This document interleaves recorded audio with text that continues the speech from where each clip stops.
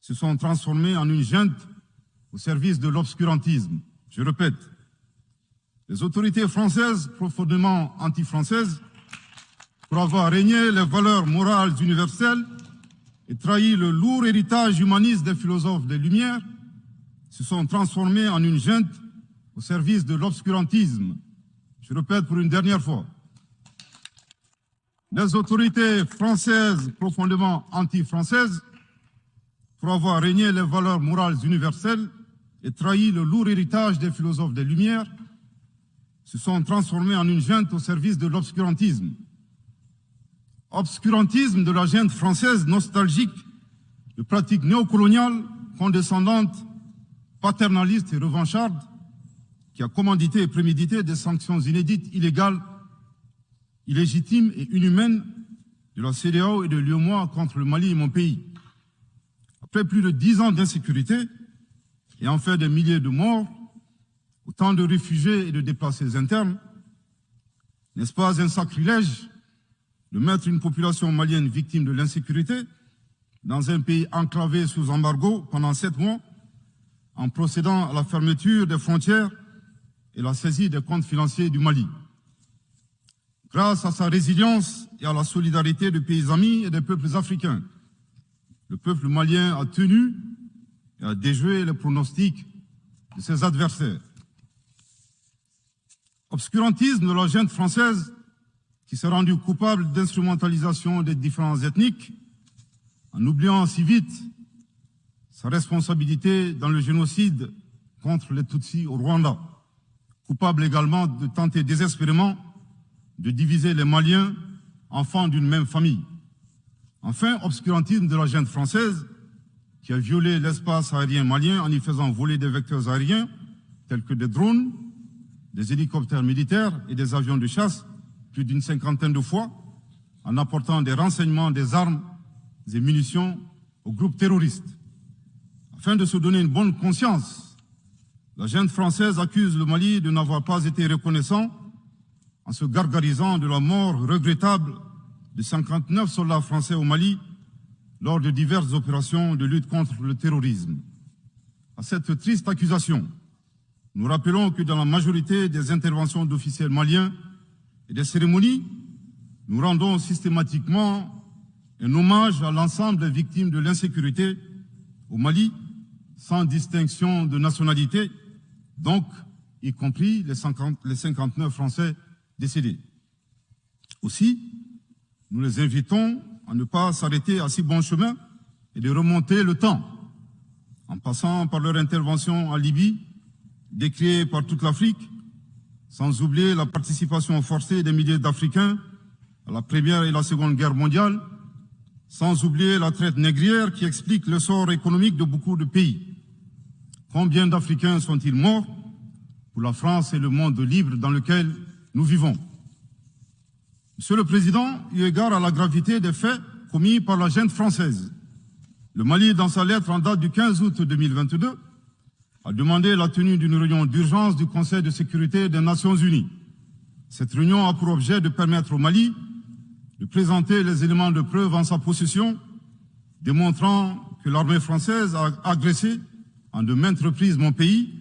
en violant de manière répétitive et fréquente l'espace aérien malien, sans autorisation des autorités maliennes, et parfois en falsifiant des documents de vol. Plus grave, Monsieur le Président, le Mali sera en mesure de prouver que la junte française a fourni des renseignements et des armes à des groupes terroristes. Le gouvernement du Mali s'interroge sur les raisons qui poussent cet État membre du Conseil de sécurité, de surcroît assurant la présidence de cet organe, à faire obstacle au débat en vue de la manifestation de la vérité. Le monde doit être édifié sur les faits graves qui se sont déroulés au Mali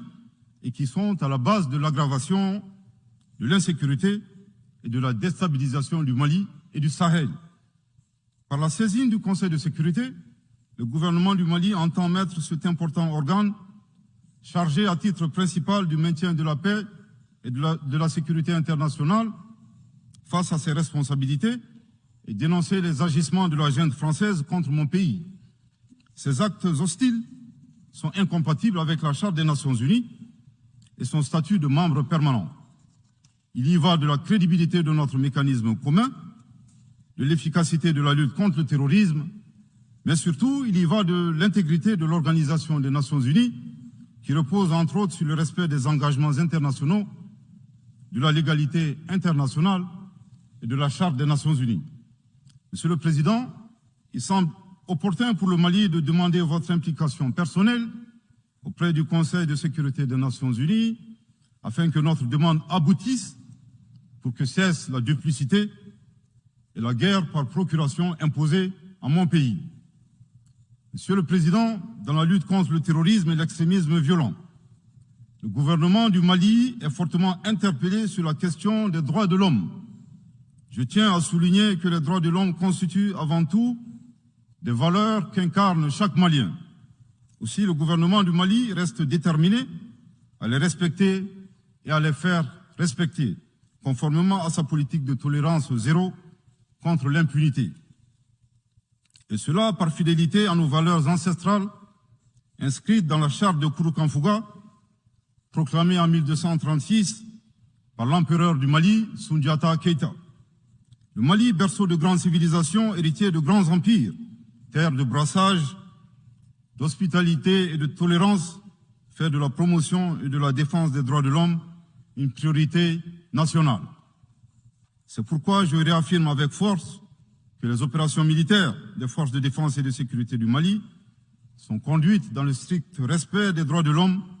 et du droit international humanitaire. Cependant, comme je viens de le souligner, le gouvernement du Mali s'oppose avec véhémence à l'instrumentalisation de la question des droits de l'homme à des fins politiques, de positionnement, voire de chantage ou d'intimidation. De même, nous regrettons la sélectivité observée entre les droits des populations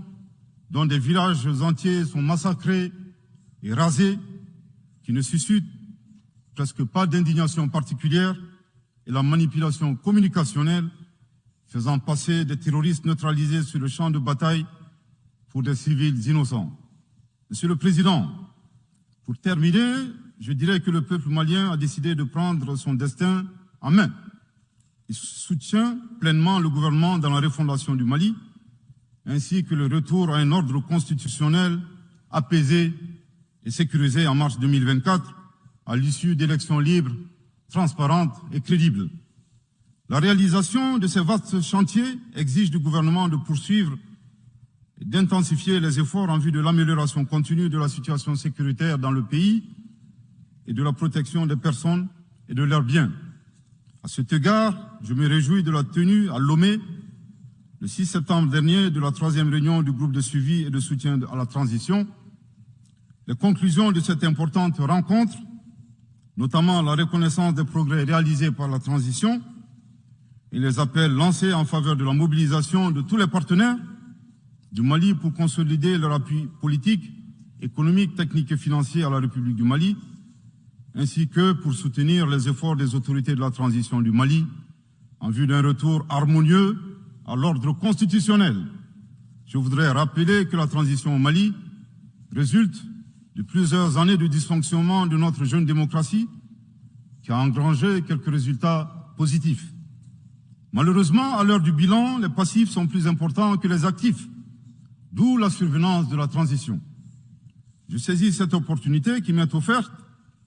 pour remercier chaleureusement notre respecté aîné, son Excellence le Président Alassane Dramane Ouattara, pour les sages et éclairés conseils qu'il nous a prodigués dans son allocution mémorable à cette 77e session de l'Assemblée générale des Nations unies. Je voudrais le rassurer que les autorités de la transition malienne n'ont d'autres objectifs que de faire des réformes politiques et institutionnelles avant d'organiser des élections, tout en luttant obstinément contre le terrorisme. Ces réformes permettront d'améliorer la gouvernance et toutes les dispositions seront prises pour que la démocratie malienne soit la plus enviée au monde. Dans ce chantier, nous prêterons une attention particulière au 3e mandat